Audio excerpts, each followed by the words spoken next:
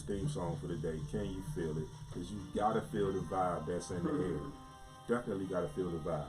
So here's the intro. We coming. Couple of minutes away. It's go time. Sports Rap. Heat 100 Radio. Here it is. You hear the drop. Yep. The intro music is here. New music.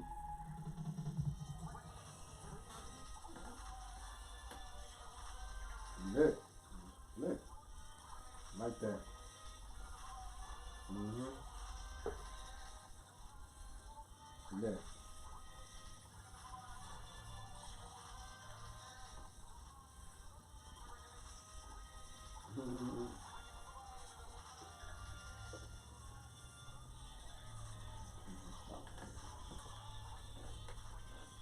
All right, folks.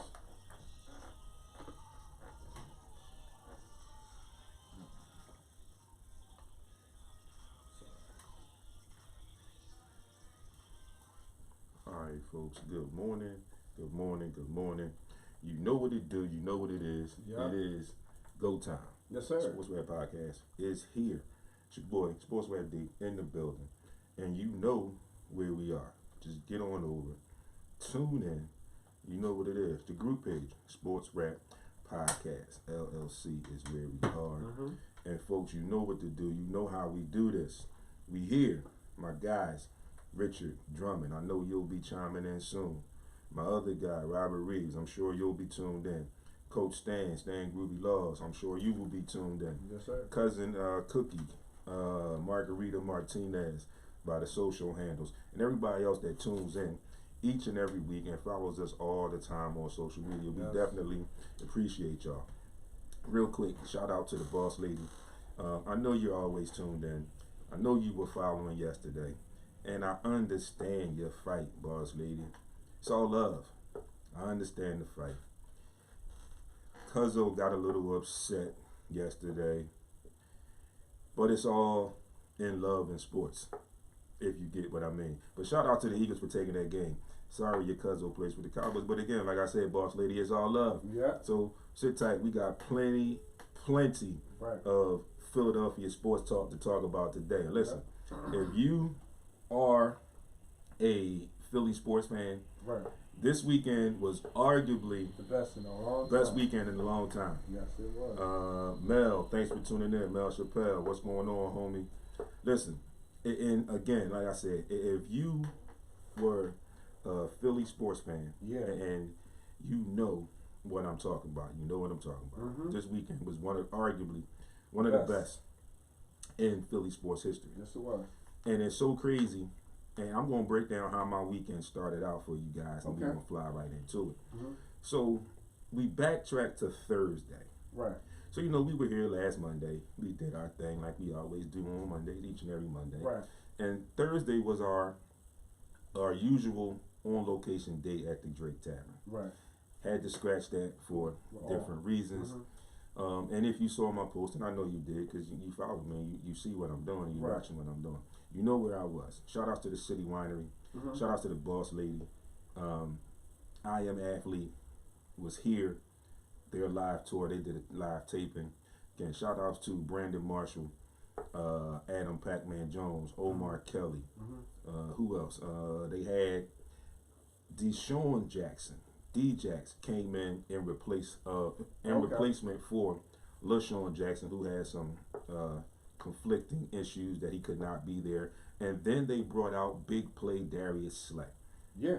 So it was a great night. If you missed that, I'm sure you'll be able to see it on YouTube or whatever if you follow them. But I am a big fan of I Am Athlete.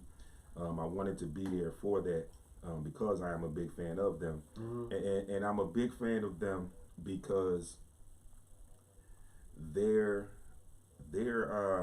style reminds me a lot of what we do here. Right. They break down a lot of burning topics, a lot of football topics, and all other sports topics, but they give it to you from a player's perspective, kind of like we do here. We give it to you from myself and Baldy, from a coach's and player's perspective and a fan's perspective, where we also give you the business side and then we tell you how things should be, and then we explain them to you so you better understand. Right. So we break things down for you, and I kind of feel like that's what they do. That's why partly why I'm a fan of them. But that was Thursday. Mm-hmm. Then, all in the midst of that, Mm-hmm. you know, yeah, you see Frank has on his Phillies hat. Yes, I had sir. on my Phillies hat last week. Oh man. But in all the midst of that, Ooh. we had some baseball. Yes. This season, we got some playoff baseball. Got to give out some applause for the Phillies for that. Definitely wanted to give them some applause for that. Yes. And you have got to be engulfed in this. Right. And this story, when I break down this story to you Right. about the Phillies and their next opponent, the Padres, in the National League Championship You're not Series. scared of them boys. This story, the way I break this story down, and I'm sure because I've been following, nobody has really broken it down like this as of yet. Preach. One or two people have hinted at it, but I'm gonna give you the full storyline for the Phillies for this amazing season, this amazing run that they're on. Oh my goodness. So we know how the season started. Mm-hmm. Season got to a point where it was a little shaky. Had some issues with the former manager Joe Girardi. Yeah. Was uncertain whether we were going to keep him, whether we were going to move on. Things got to a point where a change had to be made. Something had to be done to try and salvage the season. Yes. Yes.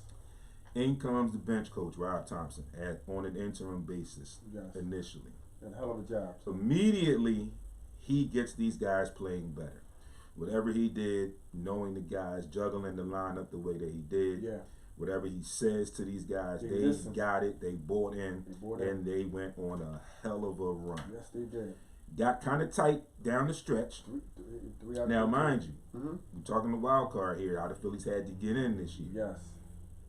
Thank God for the expansion of the wild card system for the Major League Baseball. Yes, thank God. So, you look at the Phillies, the Brewers, who else? Padres. Three teams that were fighting for those last two wild card spots in the National League. Phillies got to a point where they edged out the Padres, and with the suspension that the Padres had to their star player, it looked for a short time like the Padres were going to kind of fade away. Right. Because when the Phillies started to go a little bit back and forth, then the Padres started to fall a little bit. Right. But they stuck it out, they came in. And ultimately, it became Phillies, Padres, Brewers into the playoffs as the wild card teams. Right. Final two spots became up. It's the Phillies and the Padres. Padres, Look at how things work out. Right. Here's the storyline, folks. Remember I said Phillies, Padres, fighting tooth and nail. Just pretty much down to like the last out of the regular season. Not just like the last game or the last series, but damn near to like the last out of the regular season to get in. Yes, sir. Preach, D. Both teams get in. But look at what they did. And I'm not taking any shine away from the Phillies. No. But I just want to paint the picture for you for, like I said, the amazing story, the amazing run that the Phillies are on. Yes, sir. They didn't really edge the Padres. They got in behind the Padres. Okay, fine. Yeah. Padres get past their wild card series. They get to the division series. Right. Who do they face? The mighty LA Dodgers. Team that won 111 games. They had a bad draw, Not really expected it to be what it was, but they oust the Dodgers. Shocked me, though, D. Shocked me. I thought the Dodgers a little shocker to me. Yeah, I thought they was going to beat them. I didn't think that the Padres had enough with the suspensions and the way that they had to play down the stretch the bullpen to really, and then go through the wild card to get to the Dodgers and then still have enough to beat the Dodgers. I didn't think they had enough. But apparently they did. Right. And then we look on the other side. Phillies. You flip that card over and you got the fighting Phils, who people somewhat wrote off. Not me. At some point. Not me. But Phils get in. Go to St. Louis, sweep the Cardinals. Where Swept. people said that they probably wouldn't have won that series. They should be happy to get in the way they got in. Wrong. Proved everybody wrong. They go to St. Louis and they sweep the Here Cardinals. come the world champs. Braves. Bring on the Braves, World champs. defending champions, Yeah. number 2 overall seed in the National I League. had them going in 5. Winning in 5. What do? Beat them in 4. They go right to Atlanta. They take game 1. Uh-huh. They split. They take game. They lose game 2. 3-9. And I'm okay with that. Yeah. You come home on a split. My guy, Richard Drummond, thanks for tuning in as They always. did their job. They Split. they did what they were supposed to do. The In next a one. 5-game series, you had to get one there. Yeah. They got the first one. Yeah. So, and you can look at the series and you can debate and you can talk. Who's the better team? And you can say, Phillies. starting out first game 1, game 2, you can start out and say, the way the Phillies won game 1, they carried that momentum, they punched them in the mouth. And then you turn around and you look back at game 2, Got they shut come out. back, they Yeah. got shut out. You can say, oh, okay. Okay. Braves did what the champions are supposed to do. They took that punch. The third Yeah, game. Richard says you always need to get a split to get home advantage back. Yes, indeed. Right. Then we come home. You know what happened then, right? Citizens Bank Park, Rocking. South Philly. Rocking. Cheesesteaks flowing, everything. Still riding the wave. Yeah. Even though there was a split, still riding the I wave. feel like it was a game clincher, right? Riding the wave. Say it again. And we end up ousting Beating the next 2 games. the Braves. 2 games at home. We take both of those games. We beat them. Champagne And all house in the them locker out. room there. Phillies have had their share of champagne this season. Yeah. But I don't think it's enough. I think there's Oh, still no, some some more more. coming. There's still some more waiting. Right. And just what I was getting to with the story is, ironically, now you have the 2 teams that battled each other, To get in that last improbable seasons, Right. now face each other for the right to go to Penny. the World Series. Doesn't get any better than that. You couldn't have written A better a script. TV. You couldn't have written a script for Can I TV chime or in, D? anything for that. D, can I chime Hold in? on 1 second. Let me see Okay. what Richard's chiming in. He says it was the loudest it's ever been from start to finish. Right. And he said Hoskins' mammoth home run that first game. Yes, Right. yes indeed. And look, Richard, they definitely have a chance to beat San Diego. I don't fear the Padres That's at all I all. wanna say. I definitely do not fear the Padres. I think we can beat the Padres. Right. And I also think Maybe 7. Rob Thompson is He's fearless. man. showing his mettle. He's showing his worth. Where the adjustments he made, and look at Right. what was always talked about the Phillies, and look at where they are now. Right. The bullpen. We had a couple starting pitchers Right. that would do things, but then a lot of times our defense would not back up and support the starting pitcher. Losing runs. Looking down, bullpen couldn't come in and keep games. Yeah. Guess what the chance hit with Nola and Wheeler, they have been locked down. Yes. So you got Wheeler and you got Nola, or our 2 aces. Right. You can even in situations like he did start Noah Syndergaard. Right. But now you look at that bullpen Mm-hmm. and you look at how that bullpen has improved. They got stronger, yeah. It has shored up. It has gotten stronger. Mm-hmm. You look at the defense. The defense still has moments Yeah. when it's a little shaky. Yeah. Got better.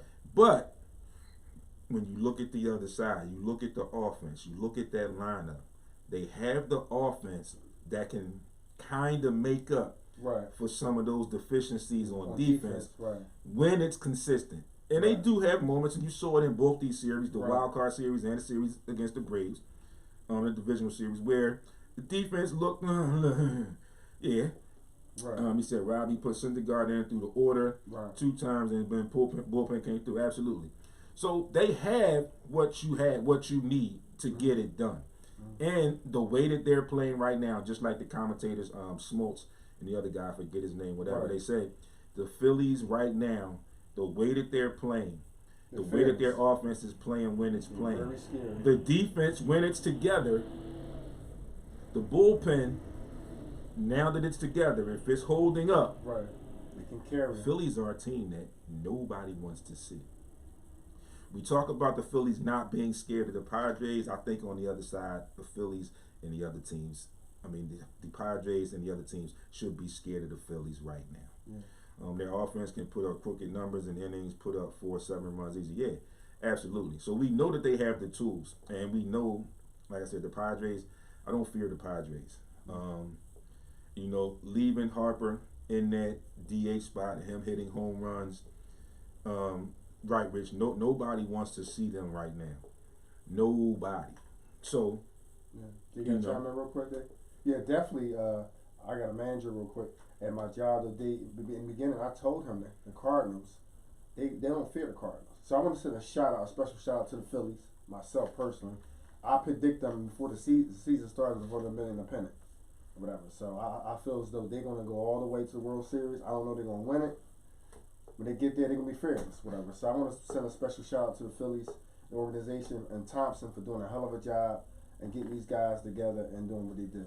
Absolutely. So we move on, you know, and again, like I said, that is what we are. The Phillies are where it is. Yeah. That's one start of the weekend. Yeah. And then we move into yesterday. Boy, oh boy. The build up for Dallas week as usual. It's always, it is what it is. We know how it rolls out. We know the rivalry. We know the fan bases. And it's always a fight. Right. You look at this game yesterday, and you can break it down in a number of different ways. Before we get to that, that's right, Rich. Let's go, Eagles. Before we get to that, let's. I'm just going to do. Nate, thanks for coming and tuning in. I'm gonna run through these scores real quick from yesterday, and then we're gonna get to talking some Eagles talk. Right. They're going back to Thursday, week 6. Washington. Another, like, I don't know what the hell is going on with these Thursday night football games, like, and then it's even worse because they got them like exclusively on Amazon Prime. Right. I have it in my phone. So it's crazy because these games, like, you're not making any money. I think they might have thought they were going to make some more money, I have Amazon some Prime kind of way, putting the games on Amazon Prime, whatever. But the games that have been played have been horrible. Yes. Another snooze fest. Washington 12, Chicago 7. Another one. Exactly. Like it's almost to the point where I don't even look forward to Thursday football anymore. Sunday night. Which they have definitely been brutal. Nace, they are trash. Moving into yesterday, the 49ers fall to the Falcons in the ATL 28-14. I want to hear about that. New England gets up on Cleveland 38-15. Yeah. Let's see. The Jets beat the Green Bay Packers in Lambeau 27-10. Jacksonville falls to Indianapolis 34-27. Minnesota gets by Miami 24-16. Baltimore falls to the Giants 24-20. Right. Tampa Bay goes into Pittsburgh and lays an egg and loses that game 20-18. Carolina and all their mess falls to the Rams 24-10. They always beat them. Seattle gets by Arizona at home 19-9. Buffalo, in a good one, gets by Kansas City in Arrowhead 24-20. And Dallas comes into South Philly and gets sent packing by the Philadelphia Eagles 26-17. Let's see. Yeah, and so Richard says the Packers are missing Devontae Adams. Yes, and that definitely shows. The Carolina Panthers are just a mess. They are trying to move anybody that they can. You've already seen me post and you've heard their fielding, listening to offers for possibly for Christian McCaffrey, which will probably take a ton to move to get him. They also have talked about Robbie Anderson, who was dismissed from the sideline yesterday. He's also in trade talks as well. Like Richard said, Green Bay is sorely showing you how they are missing Devontae Adams, and it's not really a big story because the Raiders aren't doing anything as well. They were on a bye week this week. The Raiders aren't really doing anything, so you can't really, I guess, glorify the story, compare the stories, because Green Bay's showing that they miss them. And it looks like the Raiders are showing that they can't or don't know how to properly use them. So, it's a lose situation. He's an okay year, not bad. The Ravens are not the Ravens that we are accustomed to seeing. especially that defense. We saw Lamar make some crucial mental mistakes, errors yesterday that's uncharacteristic of him. Right. They'll be all right. So we'll see what happens with them. Like we said, Pittsburgh is a mess. I don't know. I think they just had to protect home and caught Tampa Bay somewhat looking past them. They're overrated. Tampa Bay overrated. Yeah, that could be true, but I still think like at that particular game, that's one of those games where you kind of look past that team, and then they kind of get you, sneak up and bite you. The Rams still in that, in my opinion, that Super Bowl hangover. Their offense is just bad. They're not even gonna make the playoffs. Their offense is just bad. I don't know what the problem is in Arizona, and I'll tell you, the Murray, the mental mistakes.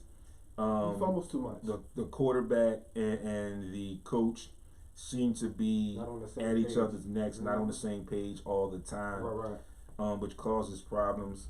Kingsbury. So, like I said, the last 2 weeks, you look at the Eagles game. As the quarterback, he made that mental mistake and he slid too early, thinking he had the first down. Then he got up and spiked the ball. In a sense, you put your team in a position to tie when you could have put them in a position to win. Right. And then ultimately they miss that field goal, then they lose that game. And then yesterday you scrambled, attempting to make a play. You have to know certain things, and I understand situation football, the way the mind goes. Sabrina Harrington, thanks for tuning in. I understand the way the mind goes as far as athletes, but in these types of sports you have to have short-term memory. Football is just a little bit extended because it's like week to week. Sometimes it's short week, but you still have to have short-term memory where you can't think about, and this is what I'm thinking he was thinking on that play where he got the ball knocked out of his hand on that last scramble. He was thinking he made that mistake the week before. He's thinking, I can put us in a better position now, so I'm going to do a little bit more. When sometimes you kind of got to fight it out. You kind of got to let last week be last week. It's not the same opponent. It's not the same situation. And you kind of got to take what you can get and do it. Richard says, let's see. He says, Murray and the coach are arguing. Kingsbury is a horrible coach. Yeah, he doesn't use his players there, and he puts them in. Yeah, like I don't understand. Doesn't put them in the best position possible. Yeah, like I said, I still don't get what was going on with Kyler Murray in that situation when he did that. So again, just recapping real quick, folks. Great Philly weekend. Phillies into the National League Championship Series with a chance to fight and play for a chance to appear in the World Series this year. Yes, sir. Eagles remain the only unbeaten team in the NFL, 6-0 going into the bye week. And I'm hoping, and I'm guessing, I'm going to probably say a little bit more about this in a minute, that they ride this wave and get back to business, because Pittsburgh is coming up, first game after the bye, which should be a couple games where the Eagles can actually get to about 8, maybe 9-0. Maybe 10. Possibly, maybe 10-0. We'll see, but they've got to come back off of the bye week with that same mind frame. Like, look, we had a bye week, we got rested. Let's just work on this week coming up. Week 7 is our bye week. We got to get healed up. We got to get Lane Johnson back. We got some other positions, guys that are banged up that can use this off week. So this will help us a lot. Nate, the best weekend in Philly for a long time. Again, that there, as I mentioned, the Phillies. Also, the Flyers unexpectedly went 2 straight over the weekend, which is great.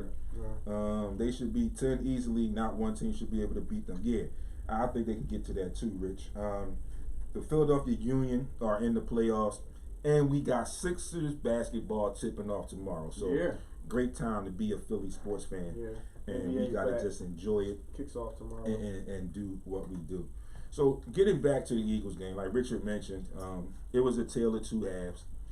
In the first half last night, you looked at that game, you looked at how it was played. That was cruising. And you look at the chess match, the game within the game.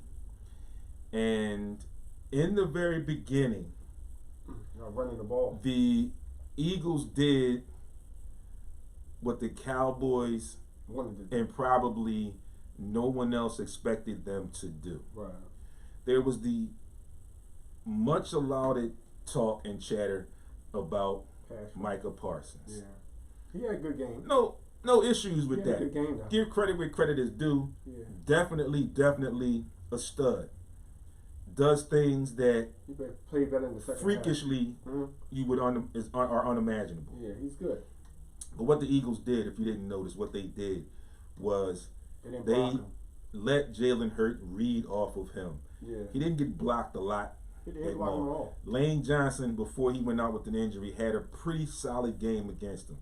He wasn't really a factor, and a lot of people thought that they were just going to do the basic football knowledge and just run the ball at him. They didn't do it that way. They just read what he was doing because the Cowboys moved him around so much and whatever. They were just watching where he was, seeing what he is, and they played off of what he did and how he reacted. Major success in doing that in the first half. True. Second half is Cowboys, they got good coaching in certain areas. I'm not sure about the head coach, but they got Dan Quinn, defensive coordinator. Yeah, good coach. Yeah. Very good defensive coach. Very good. He did what he was supposed to do. He made the proper adjustments. He saw the injury, and he put Micah Parsons over on top of, he put him on top of Driscoll, who hasn't played consistently. Let's see. Richard says, all right, Nate says first, the Eagles in the second half concerns me. Good win, but we need to keep our foot on the gas in the second half. Yeah, Rich, well, Nate, you listening, we're going to talk about that right now. And Richard chimes in, he says, the first half, no RPO confusing Micah Parsons. Had to switch up, couldn't stop them, and they were running the ball and getting it to Brown. Absolutely. Then the second half comes. First was done that. And like I said, they made the adjustment. They moved Micah Parsons and kept him over top of Driscoll. He made a bigger impact than he did in the first half. He started to do the things that we expected him to do. Right. Hence, Cowboys got a little momentum. Drifting away and made the game close. Yeah, they did. But then in the second half, with the things that the Eagles were allowed to do in the first half, again, another week showing me the improvements of the Eagles coaching staff, showing me the consistency now that this coaching staff and most of these players are in this system for the second consecutive year. Right. They went back to what they do. Right. They ran the ball. Right. That last drive, like they did against Arizona last week, they ran that ball and ran that ball. And then they ran it away from Michael Parsons. A couple times they ran it towards him. Picked up a couple first downs. And they started to do the things that they got back to somewhat in the beginning of the season, the beginning of that first half yesterday. Exactly. But they began to run the ball, which people know that they are a running team. Right. You saw the passes. It wasn't a great passing game, but they were meaningful passes to A.J. Brown, Dallas Goedert, his big three, and Devontae Smith. Meaningful passes. Right. And we knew what Dallas's defense was coming in. Pass rush. We knew what it was, and we took our shots. Not major shots, but we took what they gave us. Right. Jalen Hurts once again showed his legs. His improvement in the cerebral aspects of the quarterbacking position. Zeddy, thanks for tuning in, homie. You see his growth where he's not pressed so much anymore. He's not so antsy to use his legs. He's going through his progressions. He's making the right decisions. Hell, like I said, I wanted to see Carson Wentz do more of, and he's picked it up in his third year. He's throwing the ball away more. Second year. He's beginning to slide when he needs to slide. He's using his legs when he needs to. So he's picked up on a lot of things that Carson didn't fully pick up in year 5. Then Jalen Hurts is now in like year 3. Which is amazing. It shows his dedication to the game and everything. Richard says Eagles stopped using the RPO in the second half. Stop running the ball, started with the fancy plays and exotic stuff and playing smash mouth football and running the ball. If you notice in the fourth quarter, yes, when they started to run the ball and did the short passes and got the ball to Brown and then finally near the end zone, the RPOs with hit Smith in the end zone. Understand why and gotten in the second half. Should have used the blitz once or twice. The D-line wasn't getting as much pressure as they were in the first half. Gannon doesn't ever blitz. I think Gannon should blitz more. I do.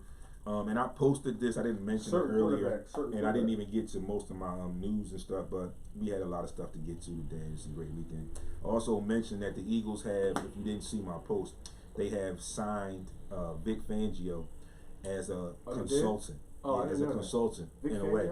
So a lot of people initially speculated that it doesn't work out with Gannon, and they'll just slide Vic Fangio in there. Vic Fangio's but good. He's very good. But you can use his help right now, and I think him being here will help Jonathan Gannon. I didn't know that. I think, like Richard said, I also believe that Gannon should blitz a little bit more. Fangio blitzes, but I think they need to be calculated blitzes. Fangio blitzes. All in all, the defense I think was solid yesterday. First half, second half. We all know in games like this, teams will adjust. Majority of the time make it interesting. It's very rare that these types of division rivalries are blowouts. Right. They know each other. It's usually either very high scoring on both sides or it's low scoring on both sides. Right. And you know, it's like I said, these teams know each other. They see each other twice a year, every year. Yeah, they know each other. They know each other. And you know, and you get accustomed to some of the things they do, some of the things you see, you pick up on it, and things of that nature. But it was great to get that win last night. Again, improving to 6-0. Right. Congrats. A lot of people are now completely on notice. It's been growing. A lot of people are now completely on notice. A lot of people now are recognizing and acknowledging more the progress and the growth of Jalen Hurts, which I think is a good thing. Nate says, yeah, we should blitz more, especially when we had the concerns of safeties that we have.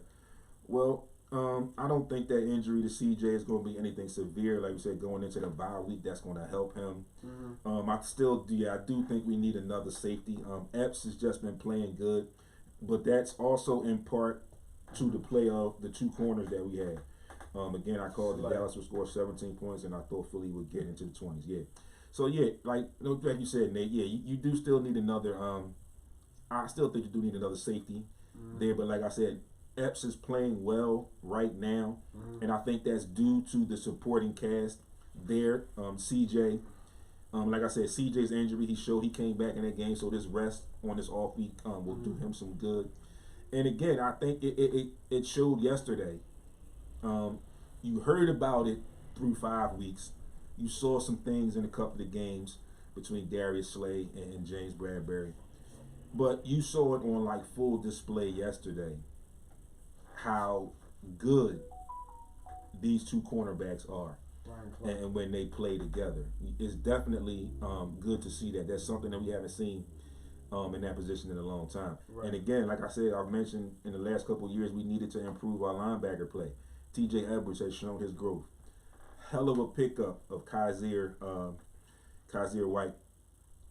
And in the background, in the shadows, you still got Nakobe Dean. Right. Jordan Davis, top draft pick this year, started the game, is going to be a stud. Right. They had to end up going to double teaming him. How about that guy Brown? When they had, that's when they started. When they started doing the double team blocks, because they were getting to him. They were getting a little bit of pressure, not as much as they wanted to. Right. But you got enough where you threw the timing on. Like, hence, you got 3 interceptions. The one that Darius Slay read and jumped that route and picked that. The one that got picked by the first one that CJ picked on the tip of the defense of James Bradbury on that tip. And then the second one just got the hit by Brandon Graham late, which he normally does, which he usually does, come up with a key play late in games. He got that hit on Cooper Rush, threw that pass off. CJ, as the safety, played it, picked that off for the 3rd interception, and then the Eagles took that down and drove and scored. The two cornerbacks, like we said, are playing like studs right now, and it's going to be difficult to throw the ball at these guys. And the way that they're playing right now, teams are going to think heavily about attacking them, and they're going to think heavily and probably switch up some strategies on how they attempt to attack these corners, because the Eagles now have two. You can stretch a little bit right now and say two lockdown corners who have been playing like that all season long so far. Richard says Kazir White is all around the field. Davis was double teamed, meaning other guys have to step up and get pressure if he's being double teamed. Yeah, I think that was his first time actually starting in their starting rotation. So I think they'll work that out. Like I said, I'm sure he'll watch tape, and I'm sure they'll watch tape in this off week and come back and get that together. I think the toughest thing for them preparing, and I'm glad that they have a week off, will be preparing for Pittsburgh. And then, like right now, you honestly don't know what quarterback to prepare for. You can very easily right now say that the Kenny Pickett era has begun, and you'll be looking at Kenny Pickett. What's up, Wes? But you can't be 100% certain. And you're coming off a week of rest, riding the waves that you've been riding, which is good for the Eagles.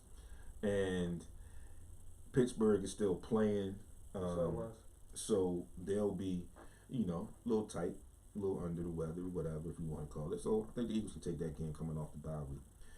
And it's still a hell of a lot of football to play, folks. Yes, but it's only you've got to, of course, Frank is saying that now with the way the 49ers. Oh, no. To be brutally honest, people, I'm loving what's going on right now, but I'm also a realist, and like I just said, was getting ready to say, there's still a hell of a lot of football left to play. Yeah. The Eagles are just in a very, very great position right now. And if they can hold up the way they have been, not barring any serious injuries, and like you said, the backups have been playing okay. Nick says, I don't want to jinx us right now, but looking at the schedule after the bye week, I don't see why we can't get that first round bye play. Yeah, I think it can happen as well, Nate. I think it can happen. But still, we can sit here and say what we speculate. We can look at the schedule and all of that. We just have to hope that the Eagles can stay the tide. Do what you've been doing consistently up until this point. And don't take anyone for granted. Go into any game, every game of the remainder of the season like you can be beat. Like you can be beat any week. It was a week-to-week league. And don't look past anyone. Just stay focused on the game plan at hand. Do what you need to do and focus on the team that's coming right up in front of you. In the next couple of days or weeks or whatever, that game that's very, very next game. So I think that's how they should look at it, and I think they'll be fine.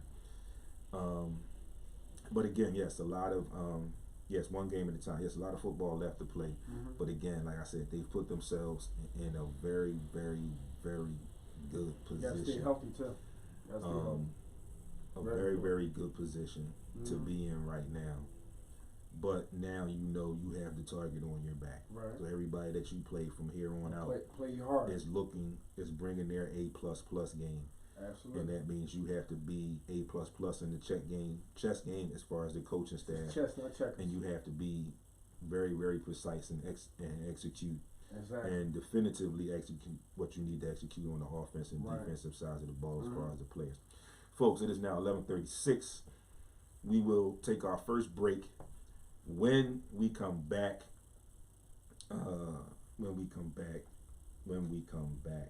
talk some basketball. we are going to get into some NBA stuff. Yes, sir. Sixers tip off. Season starts tomorrow. Yes, sir. NBA season kicks off tomorrow and then continues with a plethora of games on Wednesday. Oh, a lot of games. I will give you that Wednesday schedule. Yes, sir. And we'll talk some Sixers and we're going to talk some NBA, folks. You are tuned in to SportsRap right here on Heat 100 Radio. I will see you on the other side in just a couple seconds. You heard SportsRap Dave. We'll take a little break. We're going to come back talk about some NBA.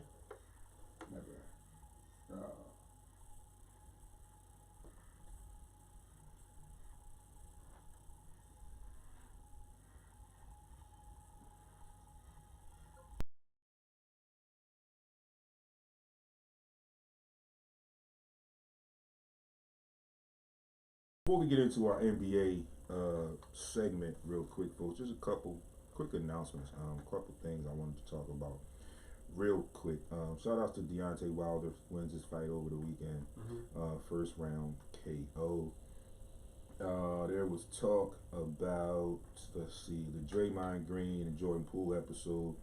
Hence, they turn around, the Warriors do, they turn around and Jordan Poole and them agree on a 4-year, $140 million extension. Right. They also agree on a 4-year, $109 million extension with Andrew Wiggins. They decided to fine Draymond Green and not suspend him. Right. So we'll definitely keep our eyes to the story and see how that plays out. He has taken some time away from the team. We'll see what happens with that. One of the things I think I'm going to save until next week, because I'm sure I'm going to get more on it. There are rumors out that Dan Snyder is claiming to have dirt on some other owners and Roger Goodell that could blow up Roger Goodell in the league. I'm not too sure about that. I got to do a little bit more research on it. I think he could just be blowing smoke because there is an issue with him and the owners do not want to help him with the new stadium. So there's a lot of flack with Dan Snyder continually going on as we see. Two saddening stories since we're getting ready to begin our NBA talk. Former NBA great Dikembe Mutombo is suffering and managing with a brain tumor. I didn't know that. And Nate Robinson has revealed kidney failure. Oh wow! So prayers and blessings out to those guys I didn't know that. for those issues that they are dealing with right I didn't know now. So moving on, again, another story that's probably going to have you people laughing. It's going to take you probably to a different place. Yes, rich prayers out to both of those guys, yes. Another woman has filed a claim against Deshaun Watson. No, how many people he pursued lately? You know, this ridiculous. Deshaun Watson thing is getting out of hand, man. to be a ridiculous kind of story. Like they lying. And now I don't think that these women are lying. Like I didn't think that these women were lying from the very beginning. But from the very beginning, I felt like that there might be a little bit of an exaggeration going on because it was so many 21, women. 22, yeah. But now with this most recent one, I mean, they announced. it's up to like 25 or 26 now. Like I said, he settled some cases. So it's always, to me, when you settle cases, you know, you had something, you had a hand in it. You know, you probably, sure like I said, we'll probably never know exactly what happened, but you had a hand in it. But this most recent lawsuit, and this was filed last week, was filed Thursday, against Browns quarterback Deshaun Watson in Texas. Oh wow, I'm scared to go down there. So it's funny, this story, because like I just said, this lawsuit was filed against him in Texas. He's no longer in Texas. The lawsuit states that, and I quote, he attempted to solicit sexually related acts with the plaintiffs, including intercourse. End quote. Wow. Oh wow. So like I said, sex for money. In the beginning, I felt like he did something. Didn't think it was this far, but I felt like he did something. It also goes on to say that this is less than 2 months after the NFL and the NFL Players Association agreed to suspend him for 11 games and fine him $5 million for reported sexual misconduct.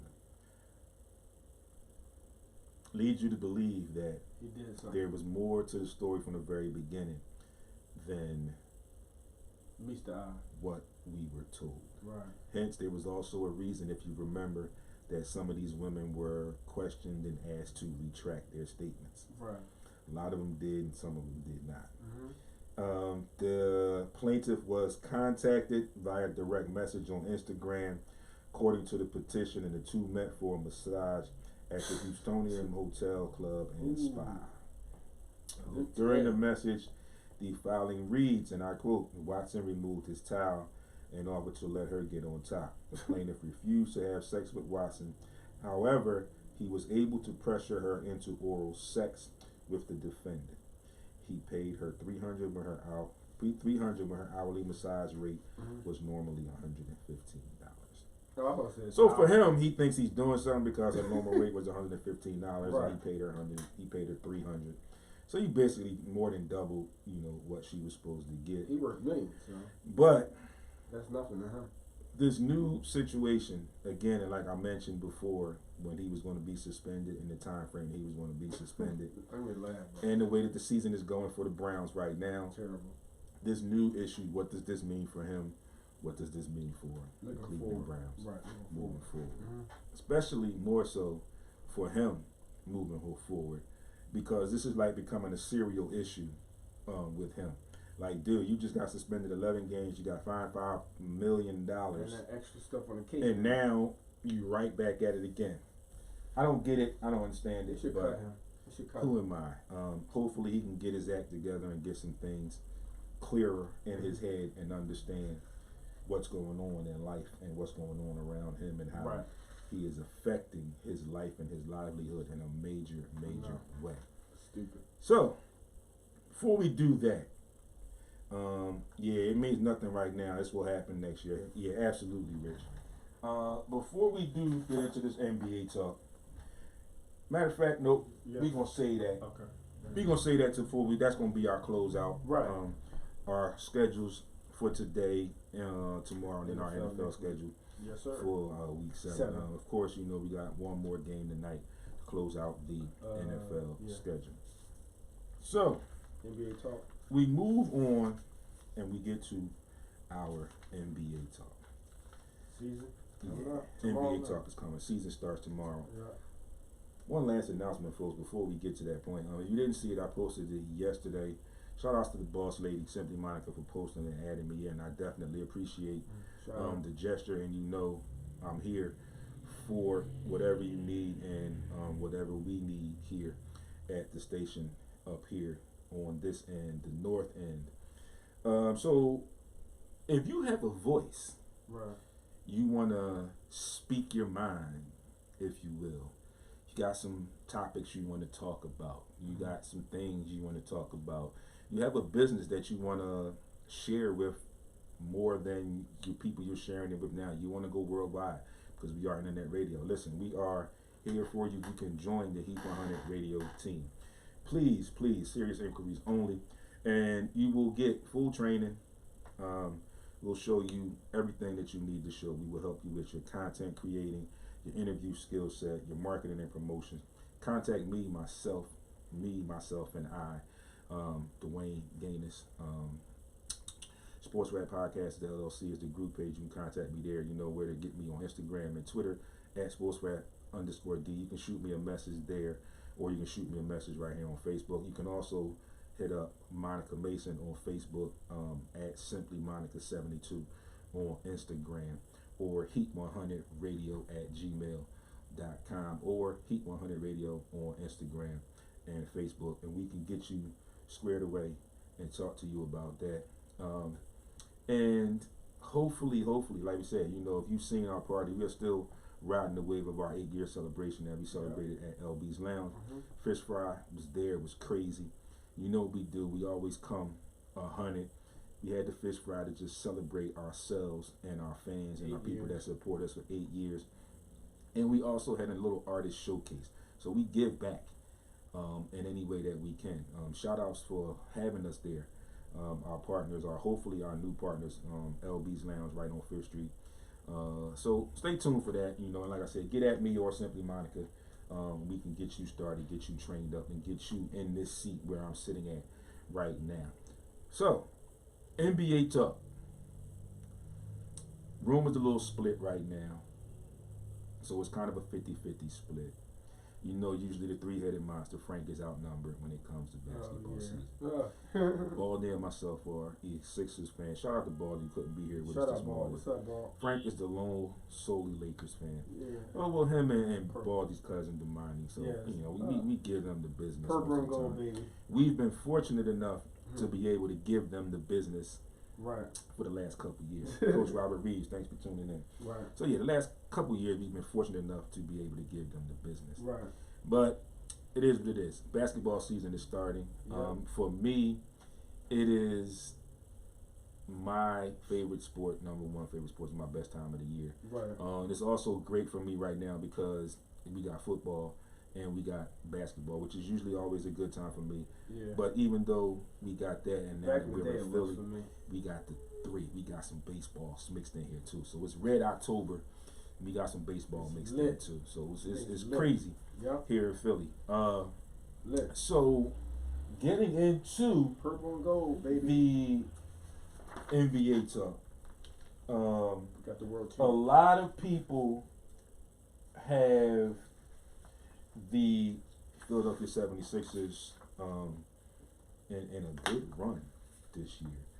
I just saw something this morning that one media outlet has pegged the Sixers as the world champions and Joel Embiid finally eclipsing Nikola Jokic and winning the MVP. All 1 year?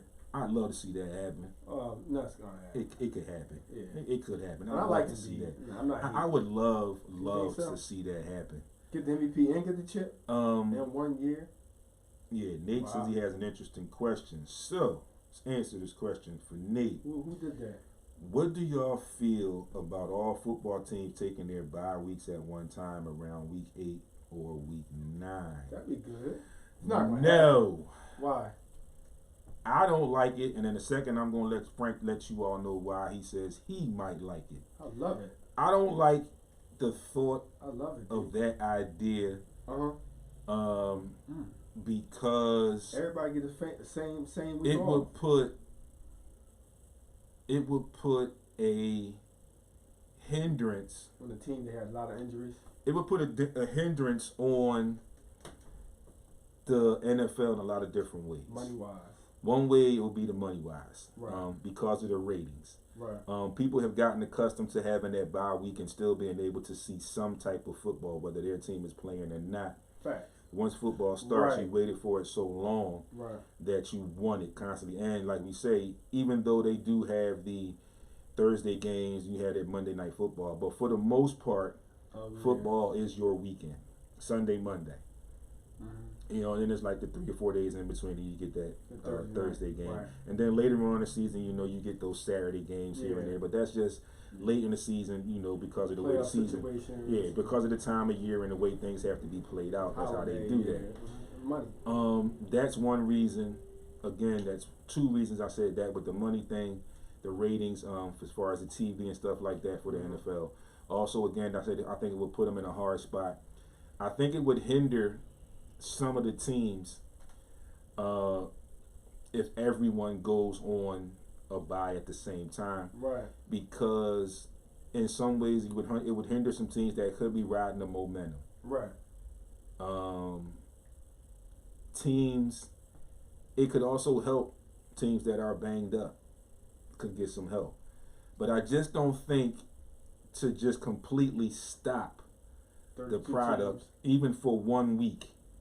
You stop the whole league. I don't think that's feasible. Like a week strike.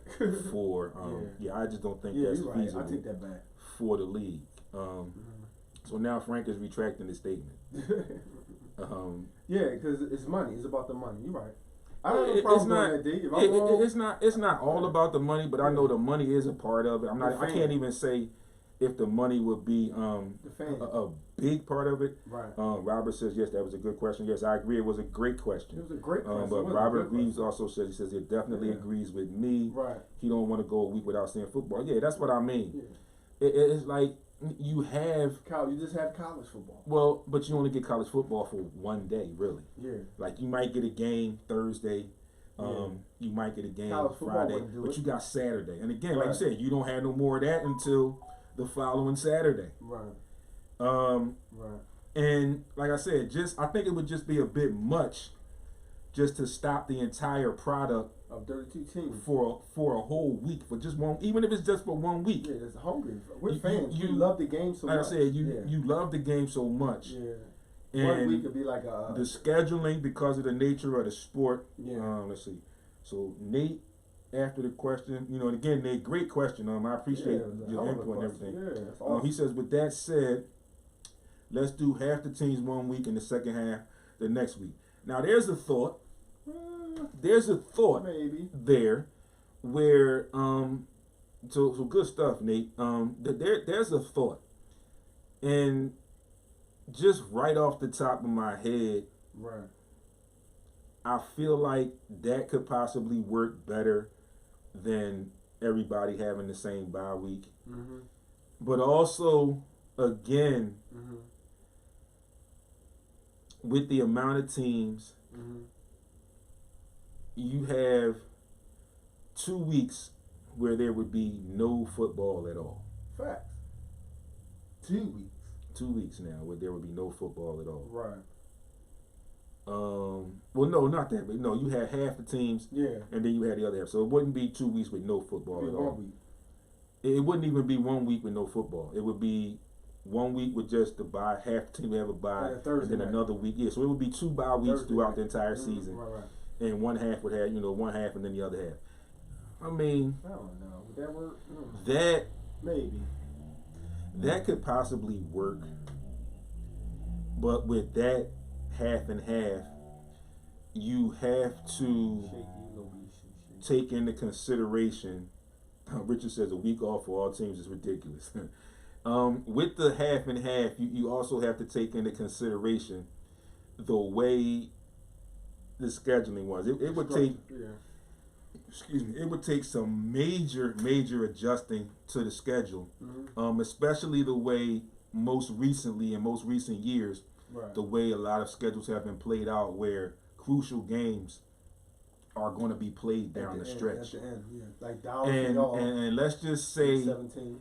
the way the NFC East is going right now, things kind of stay the way they are, or close to where they are right now. NFC West too.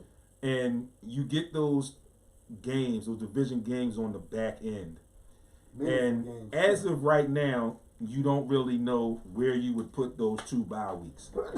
So let's just say one of those bye weeks comes later in the season, and the teams that are making a push for the playoffs that might need to get some rest and get some health issues squared away could possibly be in that week there. But then it may not be every team in the division. So it might be like the 2 top teams in the division. And then always at some point, somebody in the division can play spoiler. And it may not be to knock you out, but it may be to move your positioning as far as going into the playoffs. Nate responds to Richard. He says, I get that. Just thought about it. That's why I rephrased the question. Yeah.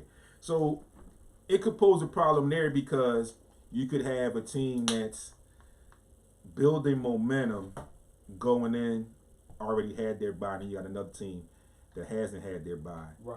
And they could be struggling. So I don't know. It would take a lot. I think the sound and maybe the thought of half 1 week and half another week could be discussed.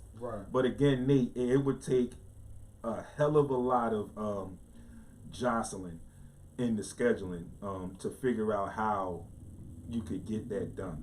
And I think with the way that they do it now, with when they start the bye, you got 1, 2, 3, 4. You usually have 4 teams that are off, so you really only miss 2 games.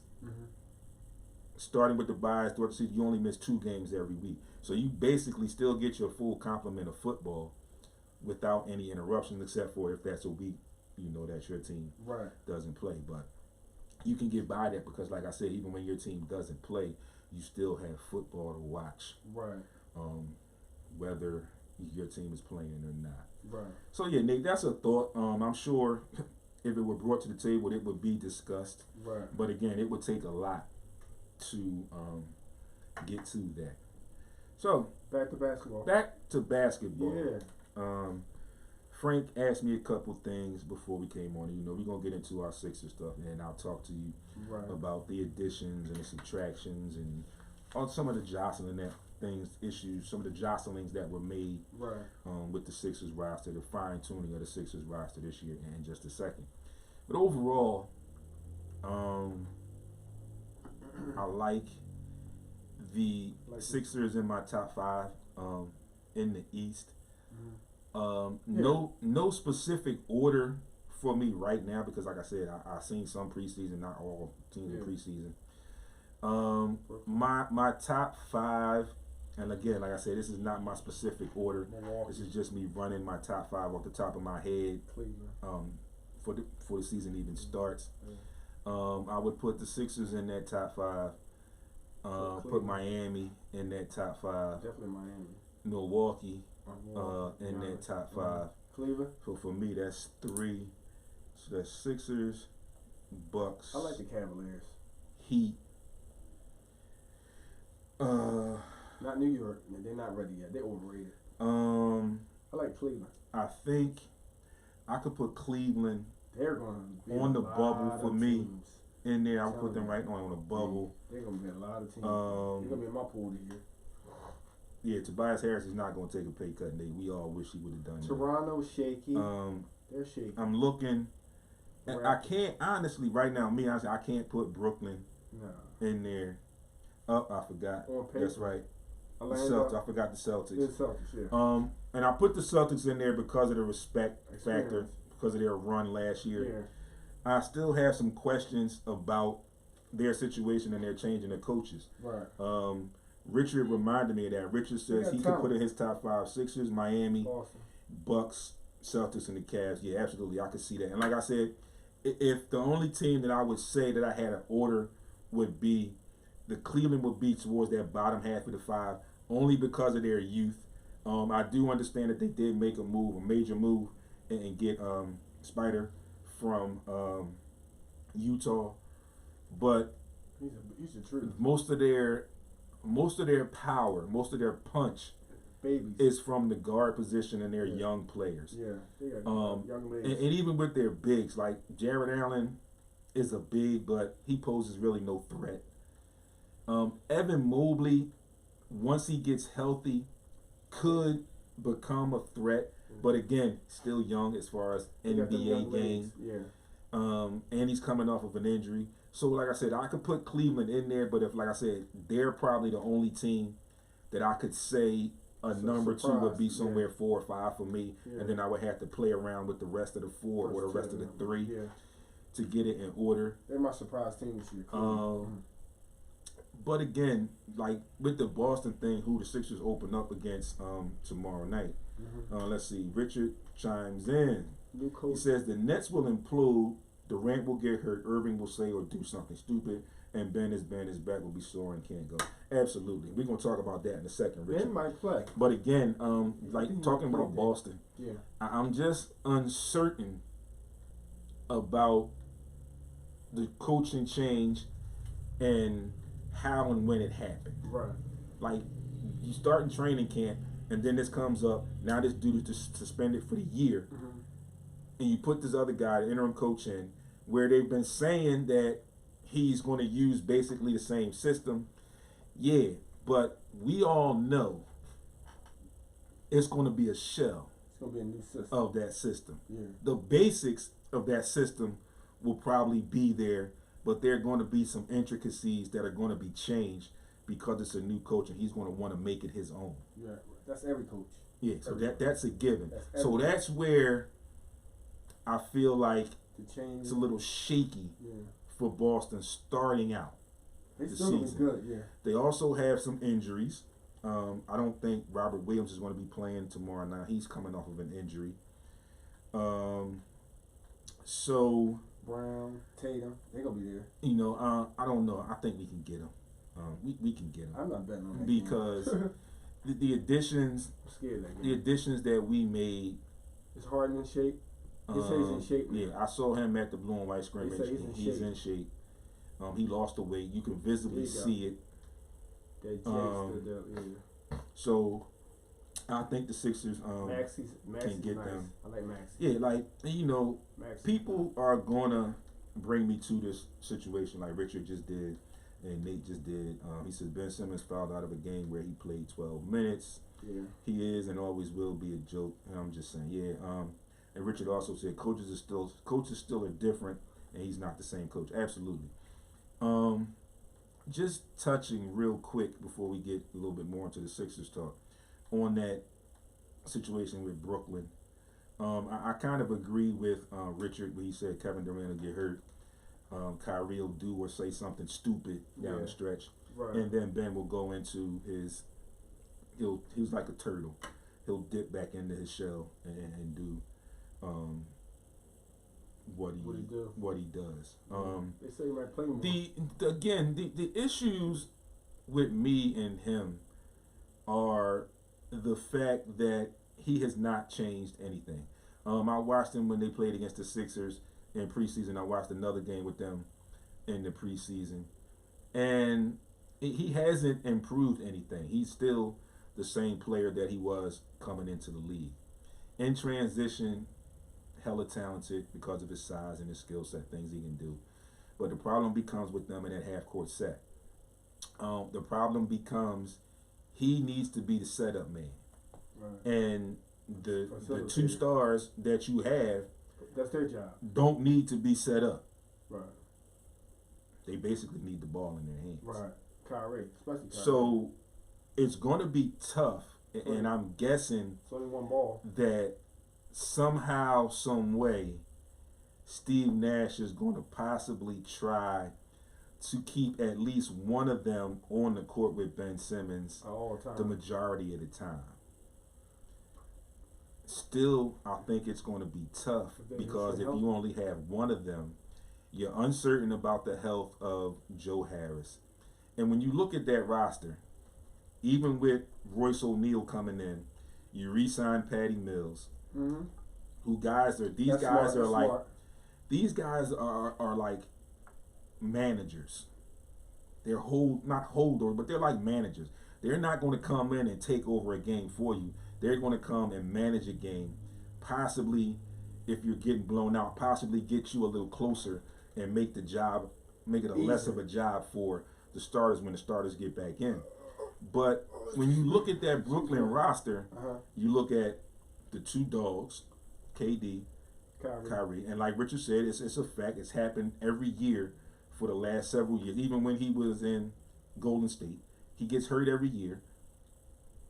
Kevin Durant, he gets hurt all the time. He gets hurt every year. And then Kyrie, like he said, will always do something or say something that will hinder his playing time.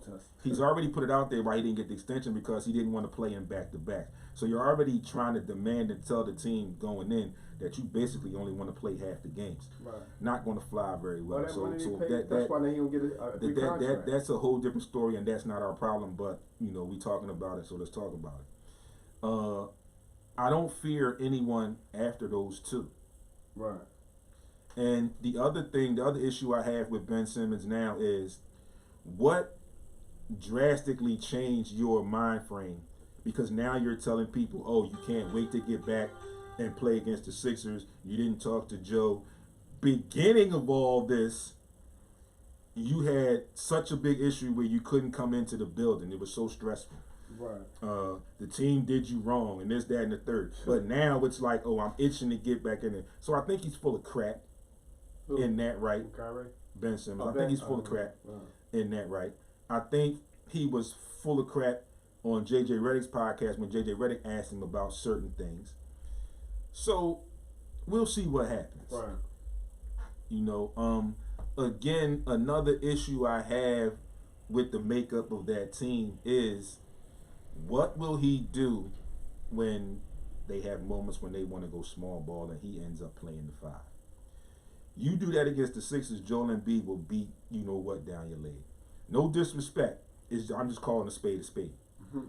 You say you can guard every team, and I give you that. You are a hell of a defensive player. Right. But there's no way with his skill set that you will guard Joel Embiid consistently. And he don't like me. In a full game. It won't happen. You will not win in that situation. You'll get foul trouble. The other issues I have is, what do you do in the half-court offense? Do you really put him in the dunker spot? It's questionable. Okay. Questionable to put him in that dunker spot because of his length and MO of not being willing to shoot the ball. He can't shoot. Where do you hide him? When you have him on the court with those other two guys, transition. Rich, I don't think it's going to happen either. He's good in transition. Arguably can say we can double one of those guys, but you got the other one still. Hard. So he's like faded off. He's out the picture. What do you do when he's on the court and neither one of those guys are on the court? If it happens that way, if they can't figure it out and it happens that way, where does your scoring come from? It's a big puzzle that has to be figured out. You know, it's a big equation that has to be figured out for Brooklyn. I don't know how they're going to get through it. The last issue I have about Brooklyn is what happens when Kyrie and KD get frustrated with Ben not performing to the level which they feel like he can perform to. They already did it already. What happens then? Could it blow up? We don't know. So, you know, like Richard said, I think it's a possibility, potential for an implosion there. There's also been talk from the very beginning that there could possibly be even talks about a trade of moving Ben Simmons. Again? But again, with that roster, you look at, like I said, they made some minimal moves. You brought in Royce O'Neal, you re-signed Patty Mills and other that. You re-signed Nick Claxton. I like Patty Mills. But we showed, and we've seen it. Nick Claxton can do nothing with Joel Embiid. You don't know the absolute health of Joe Harris. And again, like I said, after you get past these couple of names, it's not much there left to be dealt with on Brooklyn. So to me, I'm not scared of Brooklyn. They don't scare me. Just the way they didn't scare me when they were pegged to be the cream of the crop and they ended up going into the play-in tournament and then getting swept by the ultimate finals runner-up Boston Celtics in the playoffs. Didn't impress me. And Ben, if you have such a change of heart right now, you're happy to go into playing with Brooklyn and all this stuff. Why did you not come back in the playoffs when your team needed you to come back and play? They asked you, could you play? But no, your back was still hurt and you couldn't play. But now all of a sudden you're writing shit in training camp and you're happy. Whatever. I told you again, I think he's full of crap. And again, like Frank just said, we'll see what happens. But again, I don't fear them at all. Okay. Moving on to our Philadelphia 76ers. Roster has shaped up. They brought in Skylar Mays. They made some moves. They sent some people down to they will be probably sending some people down to the G League to fill out that Blue Coast roster. Shout outs to them too. Sixers season starts tomorrow. Yes, I think in November. I don't have the exact date, but I will get it to you. Shout outs to the Delaware Blue Coats as well, the G League affiliate of your Philadelphia 76ers. And shout outs to my guy, Joe Richmond, the ambassador of basketball for the Delaware Blue Coats, who's always out in the community, always working. Definite gym rat. But shout out. Aside from that, genuine dude. Genuine dude. If you don't know him, get down there to the Delaware, to the Chase Field House and get to know him. You will enjoy his company and he will make you smile. He'll definitely put a smile on your face.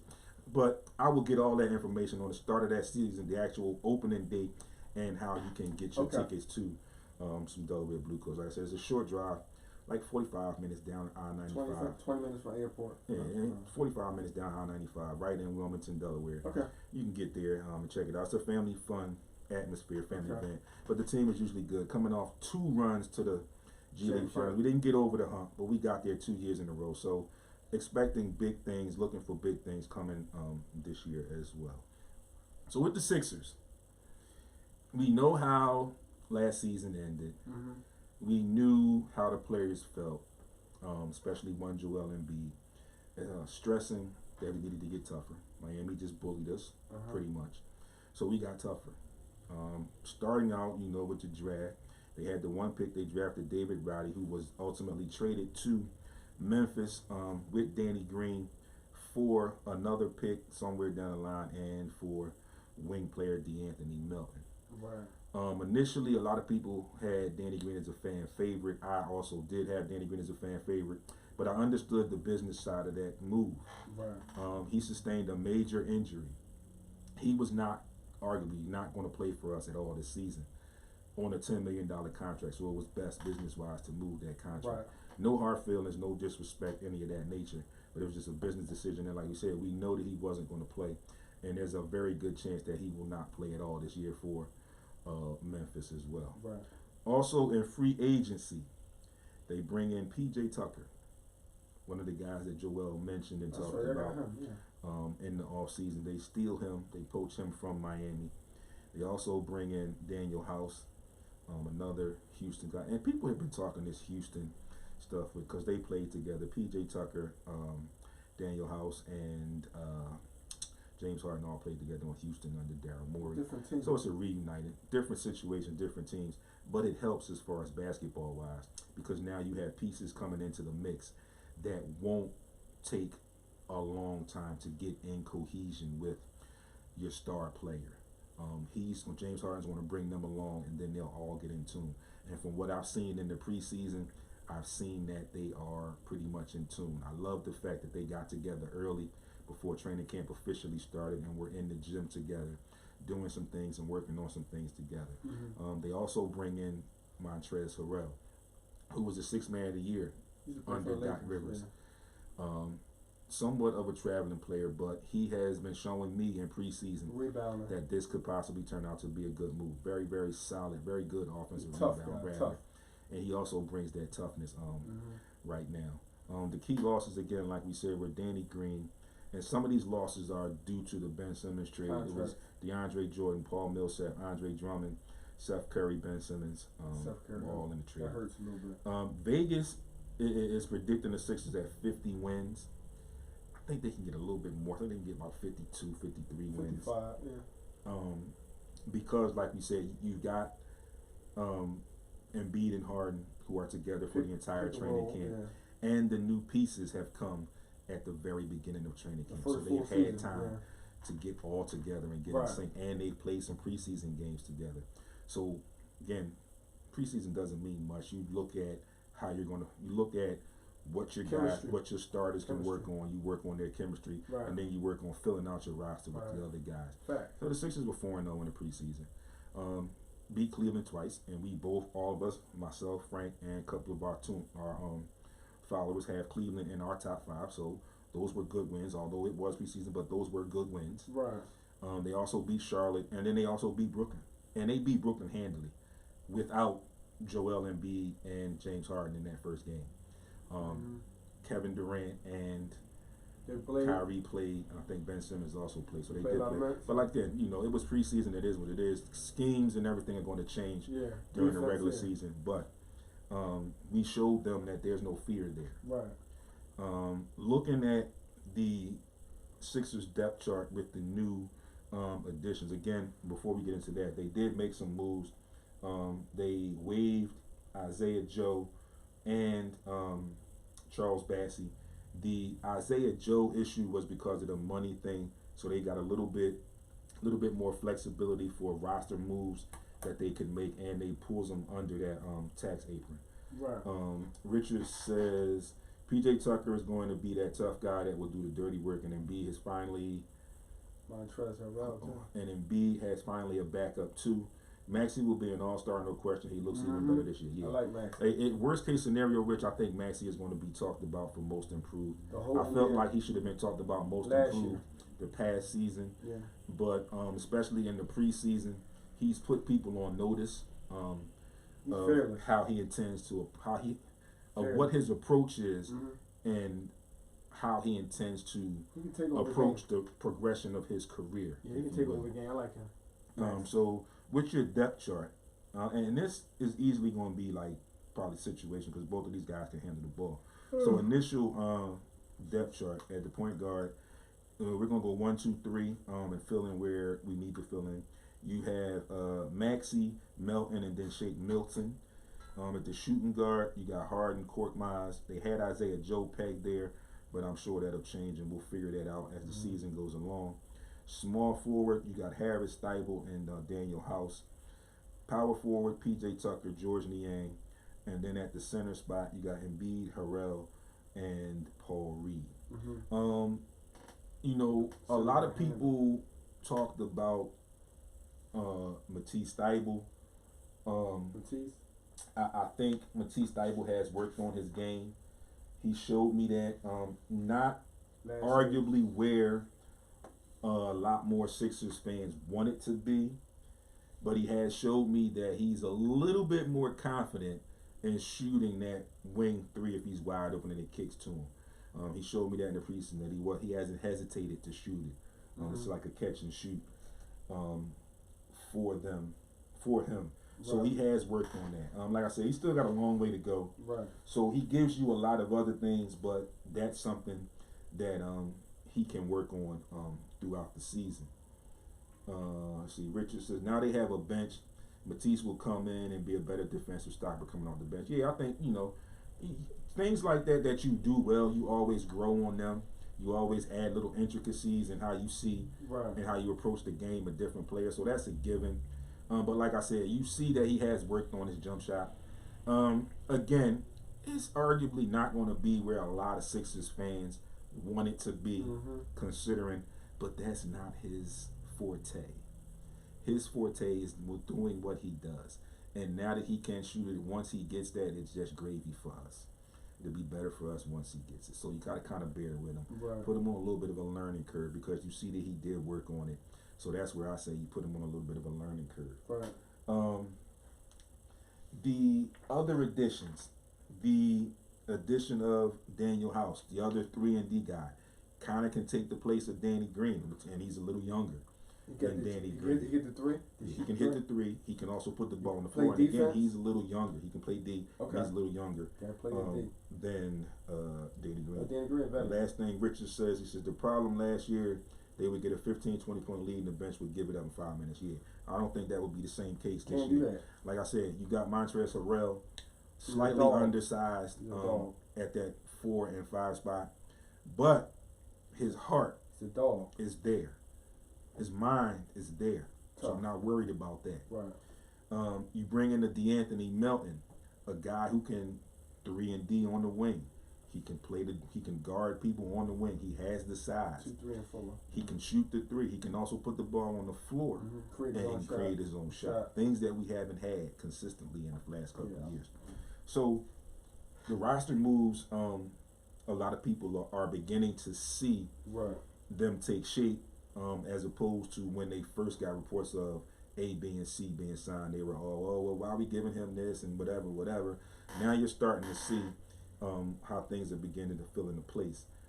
Nate says, I like what we've done in the off season. I think we got one more move in place, and I think it will involve work on Coleman. Yeah, I think that's another part of the reason why they made that move and waived Isaiah Joe and Charles Bassey. And congratulations to Isaiah Joe, who was picked up by the Oklahoma City Thunder. So that's a good thing for him. A young team, with him, they will use him, and he'll probably get more minutes that he probably arguably would have got here with the changes of the roster. So that's a good thing for him that he got picked up. Because there was talk that the Sixers could bring him back on a lesser contract, maybe a 2-way, but he got signed, so that's a good thing for him.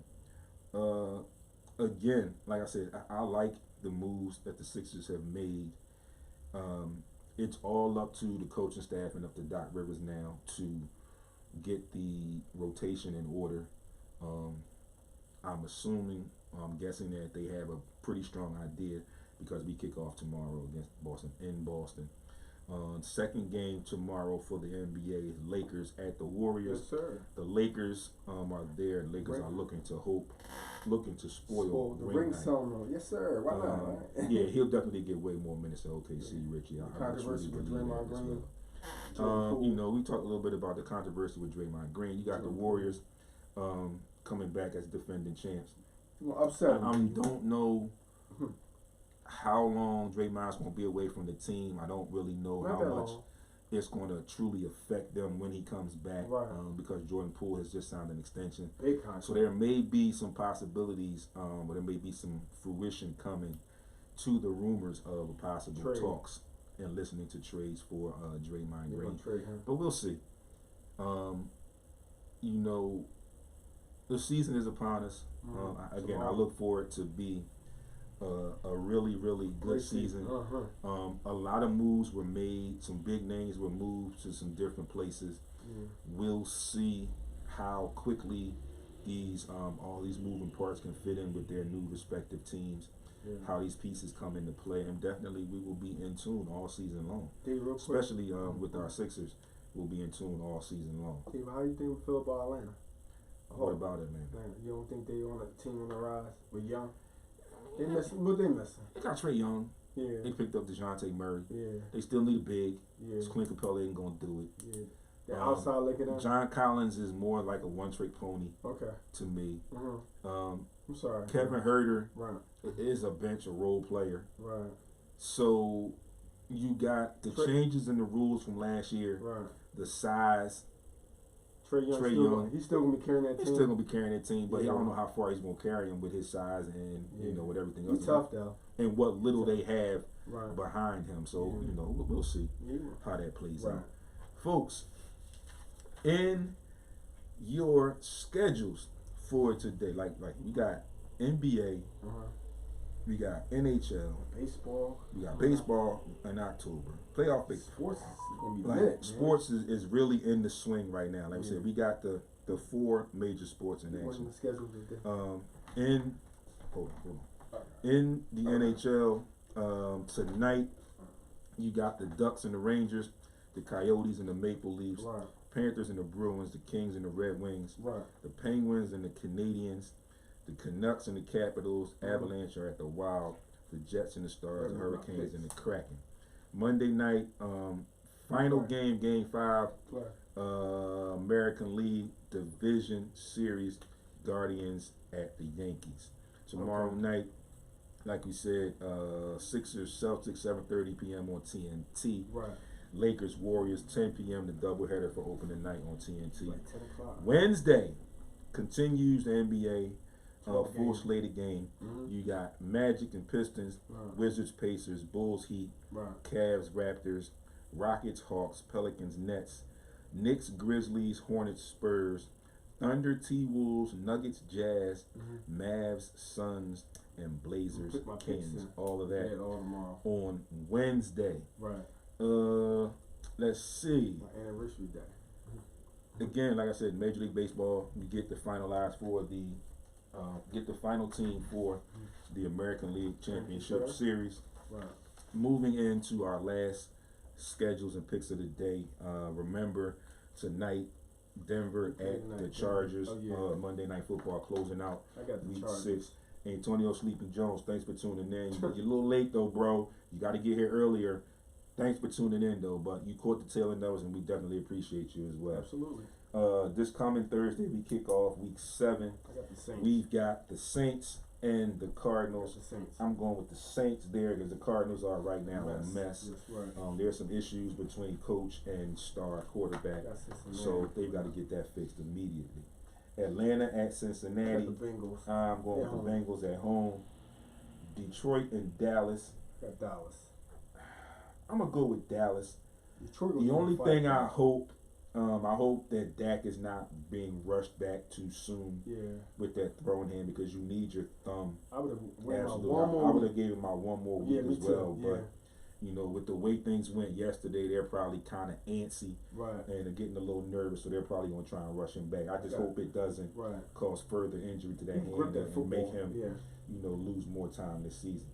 The Colts at the Titans. I got the Titans. I'm going with the Colts. It looks like Matt Ryan is in a little bit of a rhythm right now. I'm not going to say he hit a stride, but I think he's in a little bit of a rhythm right now. So I'm going with Indianapolis. I got the Titans. Green Bay at Washington. I'm going with Green Bay. Don't know the quarterback situation down in Washington. Well, of course, we know Carson Wentz will not play. It's probably going to be Tyler Heineke. I'm going with Green Bay, especially coming off the loss. Tampa Bay at Carolina. Going with Tampa Bay. Yeah, they're not going to lose the Giants at the Jaguars. Going with the Giants there. Richard says, let's see, they have Detroit and Chicago coming up next. Then the bye. Why would you risk his hand getting re-injured for 2 teams that you can still beat with Cooper Rush? It makes no sense there. They're playing absolutely rich. I hope they don't do it, but we all know Jerry Jones. Cleveland at Baltimore. I like Baltimore at home. The Jets at the Broncos. I'm going with the Jets on the road. Houston and Las Vegas. This is gonna be an upset, right? I'm going with the Texans there. Me too. The Chargers are home against the Seahawks. I'm going with the Chargers at home. Going with KC over San Fran in the Bay. No. And I'm going to surprisingly go with Pittsburgh over Miami. And then next Monday, I like New England at home over Chicago. And folks, that world, baby. is your Week 7 picks. full Week 7 picks. That is your full episode of the SportsRap Podcast for October 17th. 2022. Folks, listen, the sun is beginning to try and peek out a little bit. It's a little cloudy day. Going to be a little chillier tomorrow. So get out and enjoy some of this cloudy day. Make the best of it. Be great on purpose as always, folks. You know where to find me. Right here every Monday on heat100radio.com. You can also catch me. Facebook, SportsRap Podcast LLC is the group page. At SportsRap_D on Instagram and Twitter. You can also get over to YouTube, SportsRap TV. Make sure you get over to the channel. Subscribe to the channel. Hit the subscribe button. Hit the thumbs up on the videos that you like. And then also hit that bell so you will be alerted, as I always alert you to. But hit that bell so you'll be alerted when new content is up. You can also get this audio right here each and every Monday live. You can also get it most of the time by Wednesday on iHeart, Spreaker, Google, Apple Podcasts, and most of your podcast outlets. Folks, stay tuned. Got some things coming up. Like I said, remember the announcement we made. You can be part of the Heat 100 radio team. Just hit me up. Like I said, Facebook, SportsRap Podcast is the group page. On Instagram, at SportsRap_D. DM me there or message me there. Yeah, Rich, we definitely gonna have to get you in here for a live set. We will definitely. I got your number, I got your information, and we talk frequently, so we'll definitely make that happen. Again, serious inquiries only. Like I said, we will train you up. We will get you all the skills that you need. Like I said, contact myself or Monica Mason. You can get her, Monica Mason, on Facebook, heat100radio.com, heat100radio@gmail.com.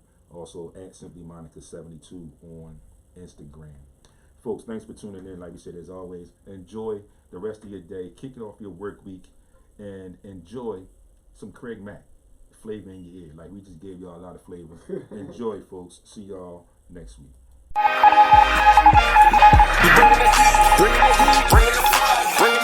Keep it 100 every day. Shot Simmons. Need the facts and stats. Who do you call? Bringing the fire, bringing the heat.